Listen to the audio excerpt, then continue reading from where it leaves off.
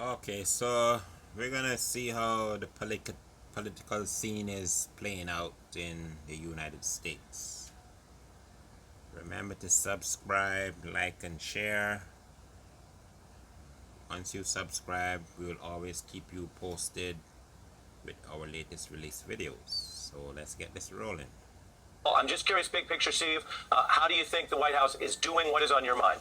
We look at a president who is so clearly in over his head and out of his depth, who has been dishonest, who has been imprecise, who's been inaccurate, and whose deadly indecision will be paid for with the lives of tens of thousands of Americans as this virus escalated to a place it never need have gotten. And that is all because of the wasted month of February, where the president was hate tweeting, firing people that he was angry with over impeachment, going on campaign rallies, and golfing.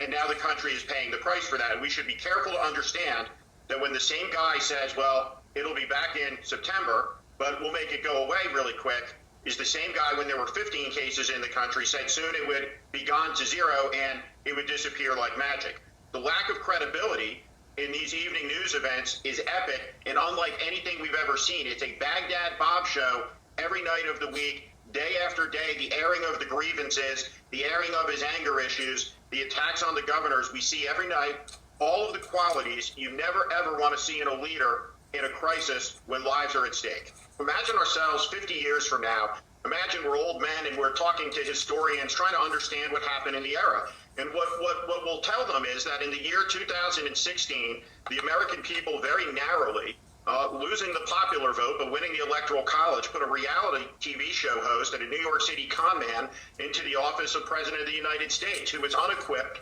intellectually, mentally, emotionally, and morally to be the commander-in-chief of the most powerful nation in the world. He didn't understand its history. He didn't understand its systems. He didn't understand its values. He spent years tearing the country apart, attacking vital institutions, alleging conspiracies, internalizing his grievances, conducting himself in an immoral and corrupt way that led to his impeachment. This has been a 3-year reality show circus, and hopefully what this incident will do is bring down the curtain on the reality show era of politics, all of it with finality. Because what we should understand, once again, is that politics and who we put into these positions of power matter profoundly. It is about life and death. And so we're in a life and death moment. And when you read the first drafts of history here and you know what happened, not what the president is lying about every night in these briefings and pretending happened, what really happened is this is one of the most inept responses to a crisis that you could have seen coming. People saw it coming. And as a result, the country has been devastated economically, and tens and tens and tens of thousands of Americans who otherwise would be alive will not. The coronavirus is the leading cause of death in America. He ran on a promise of making America great again. What we see is death, economic collapse, and suffering on an immense scale that nobody in this country could have imagined seeing in our lifetime 60 days ago. That's what his legacy is.